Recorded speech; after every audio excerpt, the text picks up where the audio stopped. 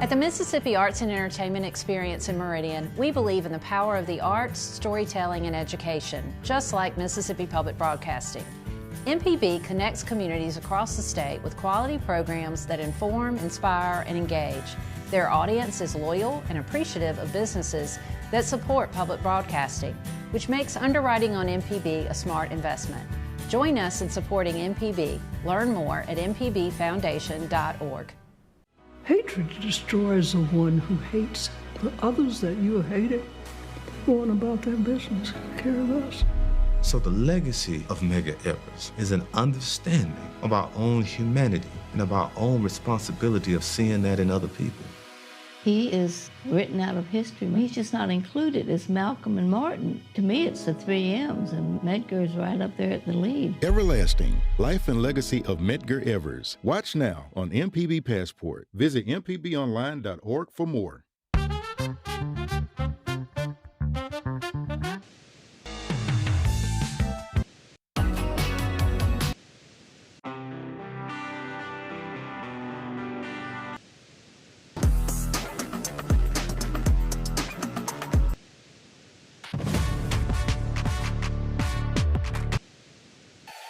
Together through the years, together in the future.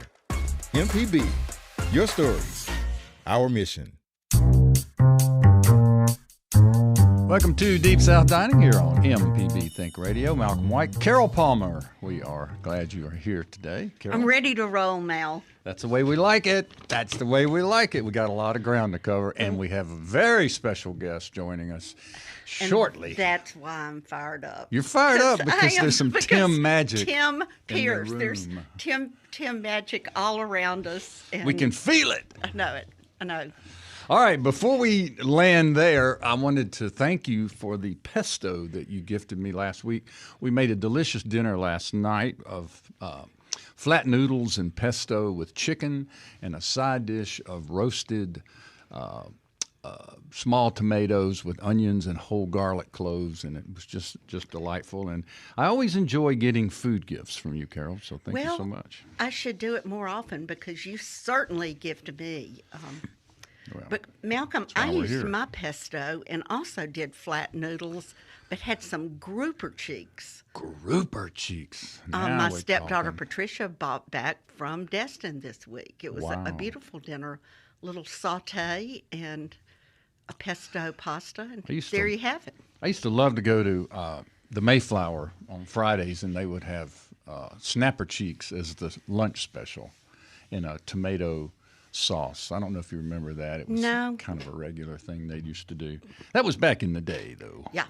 All right, so round robin. Robert St. John's got a new book out. It's a Christmas cookbook. I've reached out to him to see when he will be signing in Jackson, but I haven't heard back, but I'll report out when I hear something. Excited about that. You know, typical Robert St. John, he got in from 8 weeks of hosting groups in Europe on one day, then had his book launch the next day. In Hattiesburg. Yes. Are you surprised? No, nothing about it. He never rests.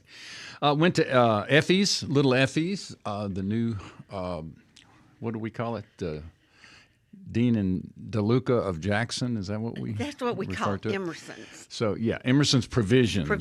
And next door is Little Effie's. Finally got in there. A great bar in Jackson. Yes. Bar and treats, small plates. Small plates. And great takeout. So if you haven't been to Emerson's Provisions in the... District. The District. Go by and check it out. It's great, and it's new, and it's fun. New restaurant in Highland Village has opened, a Tex-Mex place opened by our friend Alex Eaton of Aplos. It is called La Presa, and it's right across the street, right across the courtyard from Aplos in Highland Village. So, go in tomorrow. We'll report. Are you? Okay, good. I haven't been yet, but always like to talk about new eateries. Louise's is a jazz club that has opened next door to Walker's Drive-In in Fondren. It is owned and operated by Tom Rice. Tom Rice, a native Jacksonian, been in the film business for many years. Wanted to do something cool in Jackson, bought this building, decked it out as an Art Deco 1930s, 40s jazz club with a 1922 Steinway piano installed. So I'm really excited. Can't wait. Their menu will be small plates, so very excited about Louise's coming. And I'm a big Tom Rice fan. When Tom was in high school, he took over the concessions at New Stage, and he would come by the Everyday Gourmet, and I would help him. I mean, no more did they just have M&Ms and a Coke. We had gourmet fare, and then Donna Barksdale and I were his investors in his first film when he was, I don't know, 20, He's 21. been out in Hollywood for like 30 years. Yeah. And he's come home to do Louise's. And we're happy. Very happy. I wanted to shout out to Chaz Lindsay. He is hosting a truffle dinner at Polito in the Belhaven Town Center on December the 6th. It will be 6 courses, and 6 local regional chefs will join Chaz in a fundraiser for MPB Think Radio. So if you're interested, you can go to their website, PulitoJackson.com, Pulito Jackson.com, and you can reserve a place for a full-on 6-course truffle dinner by Chaz and a bunch of his friends. And we appreciate people who want to help us stay on the air. All right, Carol, it is National Homemade Bread Day, November 17. It is. On Cooking and Coping, we saw this beautiful post of a Pullman loaf. It was Wayne Lofton, one of our great posters. He made this Pullman loaf for his Bible study today. I also saw some greens he posted last night, so he's been in the kitchen. But he also had there it is. chicken Melissa spaghetti. has it up on the screen. There it is. Beautiful loaf. Yeah, gorgeous. He had it with chicken spaghetti, a tall salad, and lemon pie to round out the menu. We always appreciate it when Wayne Lofton weighs in and shares. Robert St. John must be listening. He's got a book signing coming up Wednesday, day after tomorrow. I suppose it's at Lemuria. It's at 5 p.m., so put that on your calendar if you're interested in checking out Robert's new Christmas book. Okay, it is also November 21, 22, and 23, respectively, are National Stuffing Day. You can call it dressing. We don't call it stuffing down here. It's listed as Stuffing Day. No stuffing. Tim's smiling. Stuffing. He's ready to weigh in on dressing versus stuffing. It's National Cranberry Relish Day on November 22. And Eat a Cranberry Day on November 23. So much to celebrate. I mean, and not to mention Thanksgiving is just around the corner, right, Carol? It is. And we're going to bring Tim Pierce in, and we're going to welcome all to join the conversation about Thanksgiving and what you prepare, what's in store on your table. It's really simple. It's 1-877-672-7464, or you can shoot us an email to food@mpbonline.org, and you can enter the conversation with Tim Pierce. Tim, we are delighted to see your smiling face here on Zoom. Welcome to the show. Good morning, friends. Great to be with you. And where are you this morning? I am at Edwards Farm in Byhalia, Mississippi. All right. You're back and forth between Byhalia and Memphis, and you dip into Boonville from time to time. From time to time. I was wondering how you guys liked that picture I posted of the two of y'all on Facebook yesterday. I thought Tim looked great. The Boonville boys. I did see a few people from Boonville weigh in and say hello to you where that photograph was posted. That was fun. You're very famous, and we are delighted that you've taken time to join us this morning to talk about the great details of Thanksgiving, what china, what silver, what place settings, what dishes, what menu that you prepare and share. And Carol, where will you be spending Thanksgiving?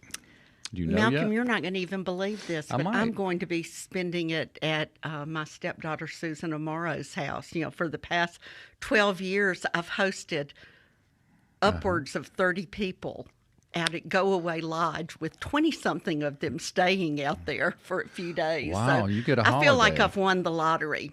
Good for you. I mean, not that I don't love Sure. cooking all that, but it's it's a beautiful thing to have someone cook for you. It's a lot. Yeah. I am going to make oyster dressing, Well, and I've already made Tim's mother's dressing. it's you've got it in the freezer. I've got it in the freezer, Okay. and I just wanted to remind or tell our listeners how we got started with the tradition of having Tim Pierce on the show at Thanksgiving.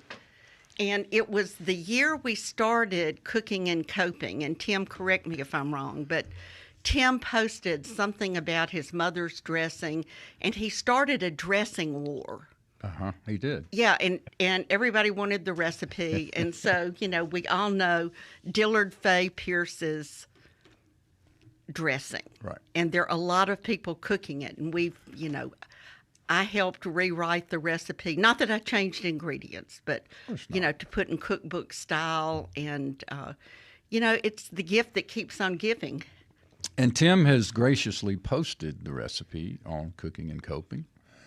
By request. Of course, always. Everyone. And photos of doing it. Yeah, you did the whole. This was great. Tell us about the process. That's shrimp casserole that we're looking at, but that's not mine. That's not yours. No. The process is cornbread to start with, and in the black skillet, of course. And Mom preferred a hen, 5 to 7 pound hen. So those are not always easy to find, but I usually find them in the freezer section, believe it or not. So, but a hen does offer a lot more flavor because it's fatty. So that produces a better broth. And just hers is pretty basic. She puts eggs in the cornbread, not raw eggs in the dressing, which a lot of people comment on. And then Mom didn't use celery, but I like celery, so I've added that to her dressing. She just did raw onion, and the onions cook when you bake the dressing. So it's just a mix with sage and black pepper. And it's rather simple, but Mom called it chicken and dressing. There it is. There that rascal is. Oh, she put the chicken in, chopped the chicken up and put it in the dressing. So it's. And what did Daddy say about the sage? Always, Mom had it just right, and Dad came around and put more black pepper and more sage. And she always said, "Daddy, you're going to ruin the dressing." And of course, it was always perfect. So the two of them together made a really, really great dressing that was renowned in our church family as well as our circle of friends. And where will you be spending Thanksgiving? We will be at Tommy and Scott's house in Nashville. Dear, dear friends, chosen family that have been friends from Boonville. Tommy's from Boonville as well. And so we will be with him after COVID. We just decided that we needed a family Thanksgiving, and it just feels right. So we go to Nashville every year for Thanksgiving. And what will you be taking? Everything. A fun story about that is last year I listed, we usually have a couple of new dishes or different dishes, things that rotate in and out that I don't do. Tommy is a great cook. Nola's a great cook. So last year, just to get things started, I did a menu of what everybody was going to do. And Nola is incredibly busy, traveling all the time. So I linked a cake from Red Truck for her to order and ship in. And I thought that was easy. Well, she was incensed that I would suggest something that she order instead of make fresh. So that has carried me into never ever suggesting again. But this year she's bringing ambrosia and she is bringing cake again. So, and Tommy, we haven't talked about what Tommy's doing, but I will do dressing, green bean casserole, mashed potatoes, gravy, just the basics, the good stuff. So. All right, well, we'll take a short break here and come back with more Tim Pierce, more Thanksgiving, and hopefully we will hear from those of you who are gearing up for the big feast that is Thanksgiving. And hear about their dressing. Yeah. I mean, stuffing, dressing, celery, no celery, oysters, no oysters. In my case, crab meat, and why. would one put crab meat in the dressing? Take a short break. Lots more of Deep South Dining right after this. And don't forget, Tim Pierce is here. You can join the conversation, 1-877-672-7464. We'll be right back.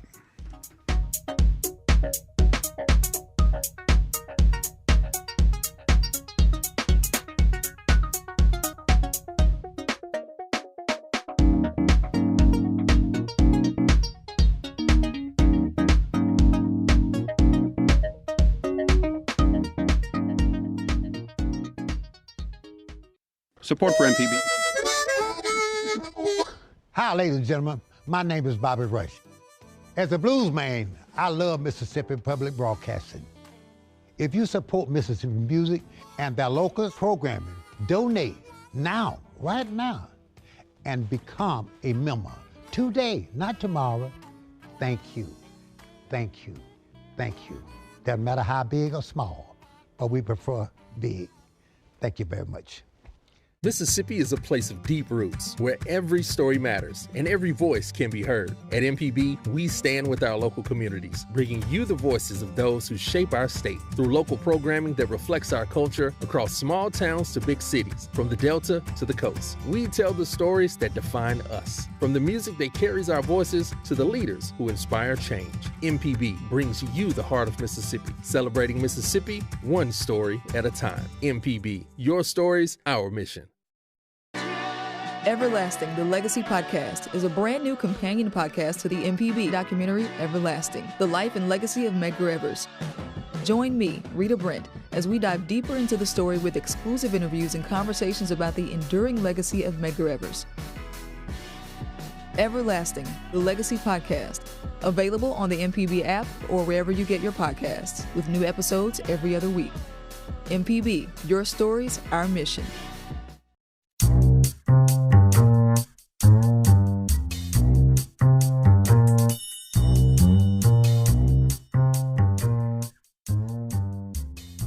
Think Radio, Malcolm White, Carol Palmer, and our great friend Tim Pierce. Right, from Carol? Booneville, Mississippi. That's right. And to many of those listening, Tim is a prolific cooking and coping poster, and we all learn weekly from him ideas not only for the food, but the table. Yes. Tim, you do set a mean table. It's a fun project, I tell you. Every time it's something different. Well, but there are a lot of traditions, right, based in those something differences. It's according to what the meal is, honestly. If it's a home cooked meal, yeah, there's tons of traditions and tons of family dishes that we use, serving pieces especially, and especially if we have guests, it's fun to talk about that. As we get older, family members are not with us anymore. So it's it's really fun to bring family members into the room and have their spirits with us during those special gatherings. I almost tearing up looking at the Corningware dishes in the studio this morning. And Tim, I saw that you posted some old Corningware dishes. It just evokes for me a memory of my grandmother. Yeah. Yeah, I have a lot of Corningware, a whole cabinet full of Mom's that when it came time to empty the house, I couldn't give them to anyone that I didn't think would do service to them, and I couldn't certainly not take them to Goodwill or sell them. So I have them. The interesting thing about most of the pieces I have is that they're extremely large because Mom made dressing in mass quantities, kept it in the freezer most of the time because if anyone died, had a baby, got married, just because, whatever the reason, they got dressing and a coconut cake. That was her two signature things. So she had large vessels for church, of course, but also if it was a large family or a death, she made great dressing and coconut cake for everybody. All my Corningware was large too. And Right. It was so because when I graduated college and moved on to Peoria, Illinois to start a career, I had lots of S&H green stamp books. Oh, yeah. Licked those stamps, had all these books, and went and got my cookware. And because I was raised in a household with 6 children, I got just what I saw in my mother's kitchen. So I get into my little apartment and have like 5 and 8 quart casseroles. With a lid. Yeah, and I never knew that people used small dishes. All right. So, Malcolm, what's on your family table? Well, we're going to be out of town for Thanksgiving this year. We're going to be in Charleston, South Carolina, where we will meet Kara's entire family in Charleston, and we will prepare our meal there. We'll shop locally and prepare the meal there.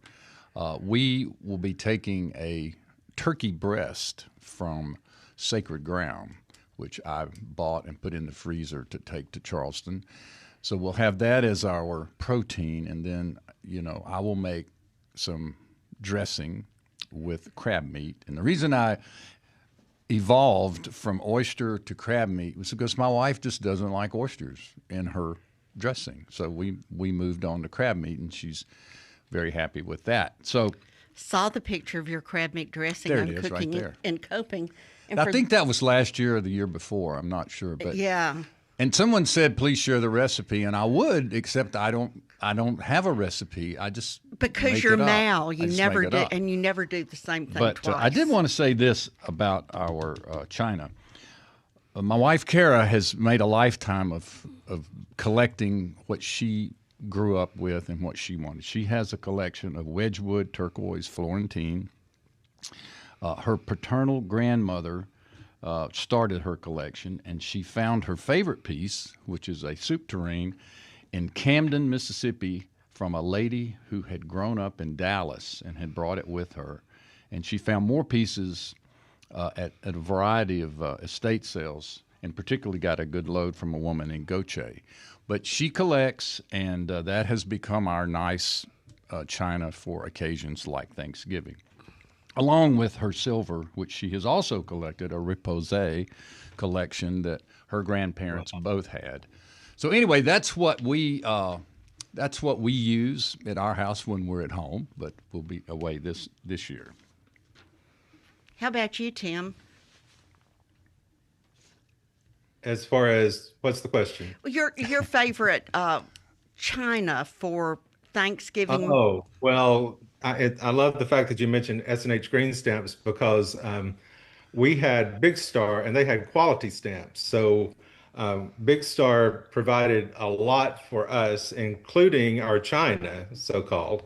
But yeah, Mom had this rose pattern that we used and used and used until I sort of put my foot down and we started a collection of Lenox Eternal. So my sister kept all of that, so I don't have any of that, but I do have the Big Star finest china from Mom, and Mom's cake carrier that she put the coconut cake in was bought with quality stamps. So we went to Tupelo and collected stamps and put them in the stamp book and all. I mean, I still have her tea cart that we got with quality stamps. So all those stamps make great memories. But yeah, I don't really have china from my mom, but we have Brant's grandmother Stella. We have her china, and it's Japanese. I'm not sure exactly what the pattern is, but we have 8 plates and a vegetable bowl that we enjoy using. Did you say egg plates or 8 plates? I have egg plates too, but 8 plates. The egg plate is a very Southern thing. Yeah. Not many people. That would be the answer to that. 8 an egg. Well, Kara collects stuffed egg, deviled egg plates. We must have 20 or 30, a lot of which hang on the walls in our home. But she's long collected them. And John, you and John gave her some of them. Oh, yeah, and, yeah. But she doesn't even like stuffed eggs. Oh, wow. But she loves the dishes. I love stuffed eggs. I love deviled eggs, and I love to make them. Well, I learned from Tim Pierce, because in Boonville, he said they couldn't say deviled eggs because of the devil. Correct. So it was stuffed or... No, dressed. Dressed. Much more proper name for the egg. Right. Would this be especially the way people do eggs today? They're definitely dressed with smoked salmon and pancetta and all of that.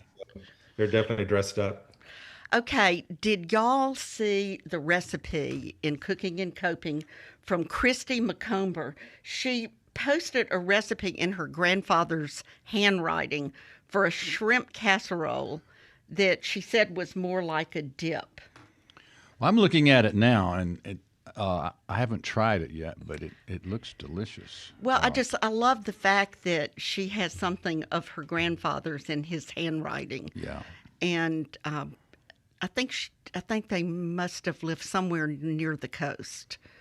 I think she put that in her post, but I was so fascinated, with the recipe, and that she shared it with us, which is so wonderful, that I read a little bit about her profile on Cooking and Coping, and she is from Frog Level, Virginia. Right. Western Virginia. Right? Who knew? Frog Level. Yeah, it is just great to see what a community Cooking and Coping is, because if you take the time sometime to click on different people's bios, you'll see that we're really a national community. Absolutely. Now, we also had this, on Cooking and Coping, we had this pecan pie from Diane Chapman Powell. It's a beautiful pecan pie. We always had pecan pie at my grandmother's house for Thanksgiving. I don't know, Tim, dessert-wise, what are you accustomed to? Oh, yeah. Mom, of course, always had coconut cake, but she did pecan pie and sweet potato pie. Those were the three things that she always did. And then there might be some other various and sundering thing, whatever the newest trend was coming at First Free Will Baptist. So we were very trendy. Trendsetter. Right. If somebody else made it and brought it, then we had to try it, so. Well, we were pecan pie and pumpkin pie. And, of course, Tim, your mom was probably in the generation of my grandmother, always clipping recipes out of the newspaper. And Absolutely. ours was pumpkin chiffon pie. Chiffon. Wow. But I know you put a lot of egg whites in it, but I'm going to make that this week as a gift for my brother Richard, because it reminds us of our grandmother. Yeah. Well, we're only 10 days out from Thanksgiving. So, Tim, can you sort of share with us where you are in the process? I know you've already got a jump on things, but typically this far out, what should our listeners, where should they be, and what lies ahead with 10 days? Well, anything that you can do ahead, of course, even if it's just prep.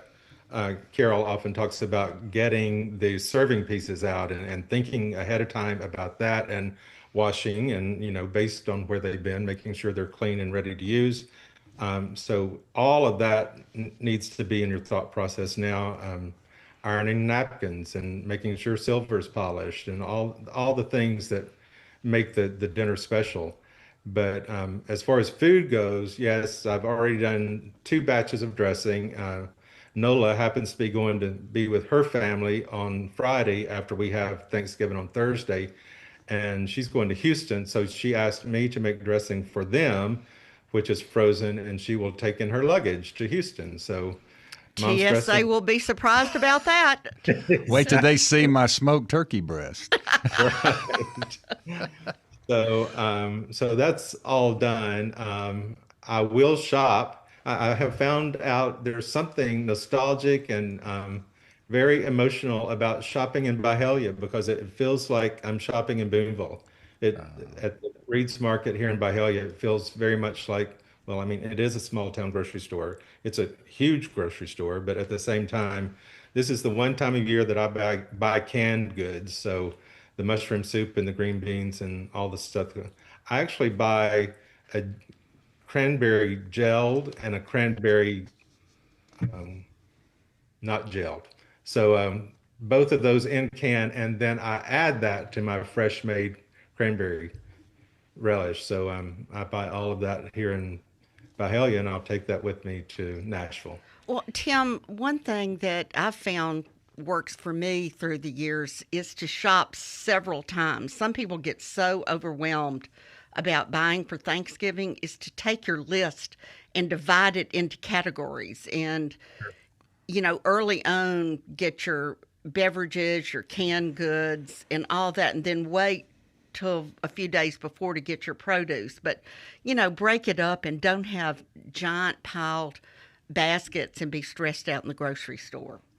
He's smart, really smart. Yeah. All right, we're going to take a couple of calls before we go on break, and then we'll come back. We've got Jackie calling from Terry, Mississippi. Jackie, what's going on?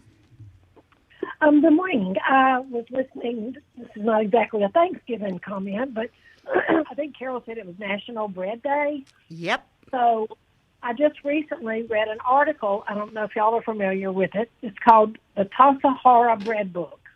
And I had this. That is an old book. Yes, it is. And the article I received from it's one a newsletter that over 60 age people get. So you'll see where I am here.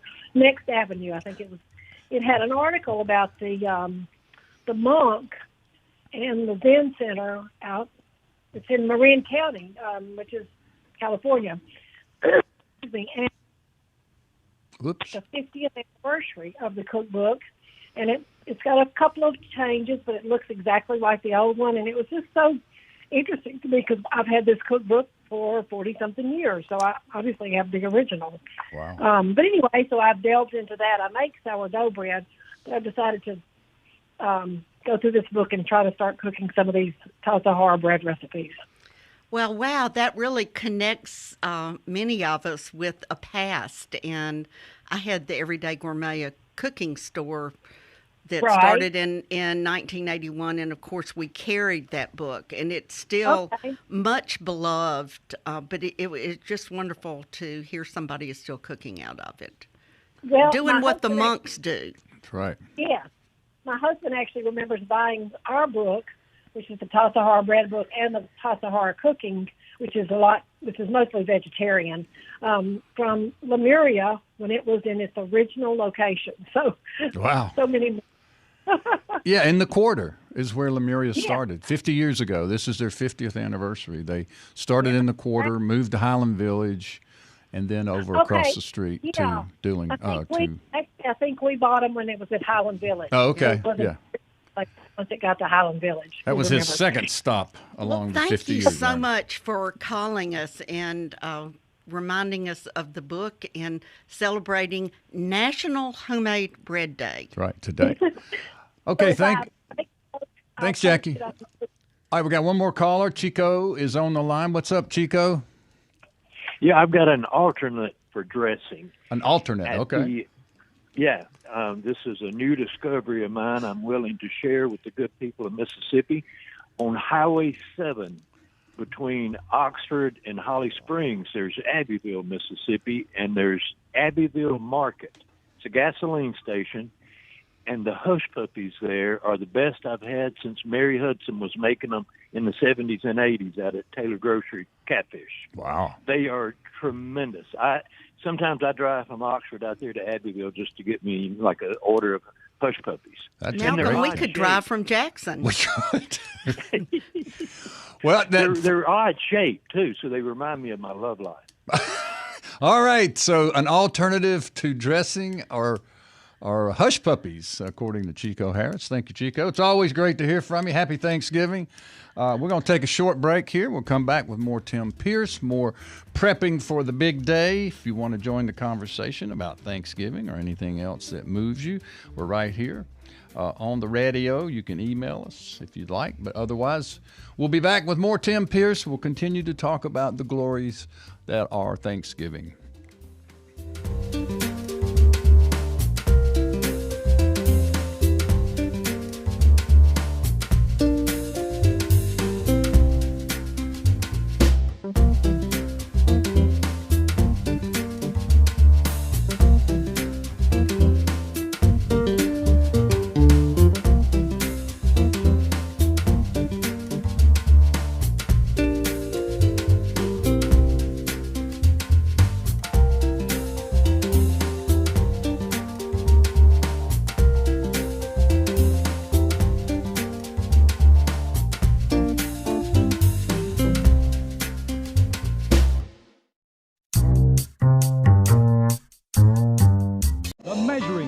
Since 1970, MPB has been enriching the life